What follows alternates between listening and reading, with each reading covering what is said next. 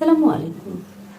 অবশেষে সুইজারল্যান্ডের জেনেভাতে অধ্যাপক ডক্টর আসিফ নজরুলের উপর যে হেনস্থার ঘটনাটি ঘটেছিল গত 7 তারিখে, 7 দিন পরে আজকে আমরা জানতে পারলাম যে সেখানে কিছু একটা ব্যবস্থা নেওয়া হয়েছে। তো ওই ঘটনা ঘটার পরপরই কিন্তু আমাদের মনে হয়েছে যে যে জিনিসটা আমরা কেউ জানি না, কোনো গণমাধ্যমে আসেনি এবং আসিফ নজরুল নিজেও জানাননি, তাহলে এই যে উনি সুইজারল্যান্ডে গেলেন জেনেভাতে, ওনার রুট প্ল্যান কেউ জানে না, অথচ 10-12 জন সেখানে আগেই বসেছিলেন এবং ওনাকে যেভাবে হেনস্থা করার চেষ্টা করা হয়েছে, পুরো জিনিসটা কোনো না কোনোভাবে বাংলাদেশ হাই কমিশন থেকে লিক হয়েছে। এটা খুব স্পষ্টভাবে আমরা সহজেই বুঝতে পারি, এটা বোঝার জন্য খুব বেশি তদন্তের দরকার হয় না।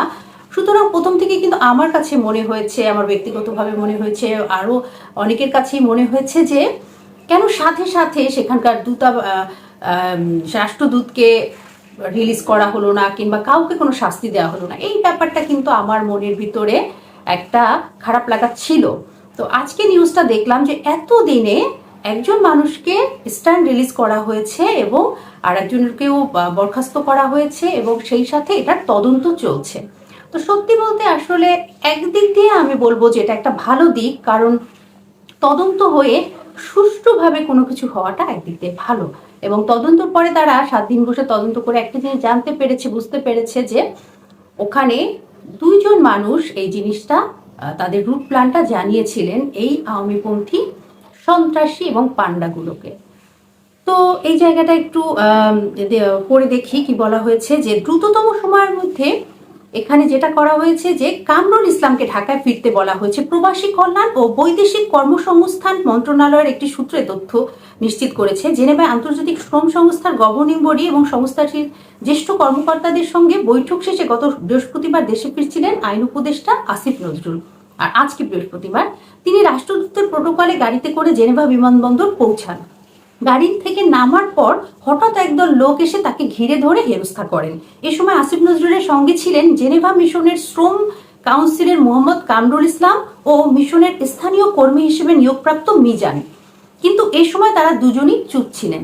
আমরা কিন্তু ভিডিওতে একটি জিনিস লক্ষ্য করেছি যে আসিফ নজরুলের ডান পাশে একজন ছিলেন, উনি কোন পক্ষে বোঝা যাচ্ছিল না, কিন্তু উনি কিন্তু দূর থেকে দেখছিলেন এবং উনি কিন্তু জিনিসটা উপভোগ করছিলেন। বোঝা যাচ্ছে উনি কোনো রকম ওনার তরফ থেকে, উনি যেহেতু একজন সরকারি কর্মকর্তা, উনি একজন বিসিএস ক্যাডার 29 ব্যাচ।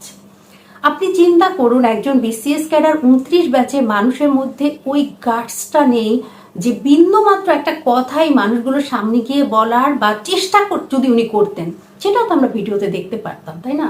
উনি একটু চেষ্টা পর্যন্ত করেননি যে উনি একজন উপদেষ্টা, ওনার সাথে এরকম ব্যবহার করবেন না বা যেটাই হোক কিছু একটা বলার চেষ্টা করলে আমরা দেখতে পেতাম। উনি কিন্তু আস্তে করে সরে গিয়েছিলেন, ভিডিওতে স্পষ্ট দেখা গিয়েছে।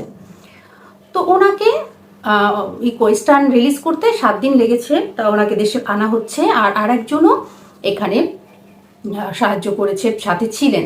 তো এই জায়গাটা একটু বলতে হয়, যখন প্রথম শপথ গ্রহণ করেন আসিফ নজরুল একটা অনুষ্ঠানে গিয়ে বলেছিলেন শপথ গ্রহণের কিছুদিন পরেই যে উনি আগে রিক্সা চলাফেরা করতেন, উনি একজন বিশ্ববিদ্যালয়ের অধ্যাপক, ওনার এভাবেই অভ্যস্ত, ওনার কোনো সমস্যা হয়নি। ওনার আগেও জীবনের অনেক সময় অনেক ধরনের রিস্ক ছিল, কিন্তু উনি রিক্সায় চলাফেরা করে অভ্যস্ত ছিল। তো গাড়িতে এই যে চলাফেরা করা উপদেষ্টাদের এই যে প্রোটোকল দেওয়া, এতে অনেক সময় নষ্ট হয়, অনেক জ্যামে পড়তে হয়। এই জিনিসটা নিয়ে উনি কিন্তু বলছিলেন যে আমি চাই না, আমি আগের মতো রিক্সায় চড়তে চাই, কিন্তু আমাকে রিক্সা চড়তে দেওয়া হয় না, প্রোটোকলের ব্যাপার আছে। তো এই জিনিসটা বলে না যে যা হয় ভালোর জন্য হয়। এখন কিন্তু অনেক কিছুই আমরা কিন্তু পরিষ্কার হয়ে গেলাম যে আসলে আমাদের যে পদ পদবি বা মর্যাদা বা আমরা যে বাংলাদেশি, এই বাংলাদেশে আসলে এটা সম্ভব না।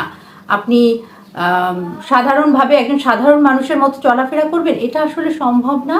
কারণ ওই পদ পদবিটা, ওই মর্যাদার মানুষটা যে উপদেষ্টা, তার একটা নিরাপত্তা কিন্তু দরকার।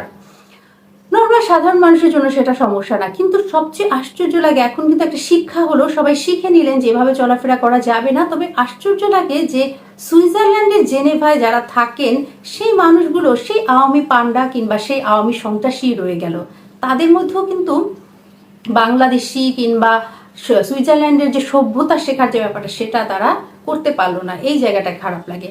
আর আরেকটা জিনিস ভালো দিক যে তারা কিন্তু এখন শিখতে পারলো এবং এখন থেকে তারা সব দেশে যাওয়ার আগে রুট প্ল্যানটা ঠিক করে নেবে এবং পর্যাপ্ত নিরাপত্তা দেওয়ার ব্যবস্থা করবে, ঠিক করেছে এখন মন্ত্রণালয় থেকে।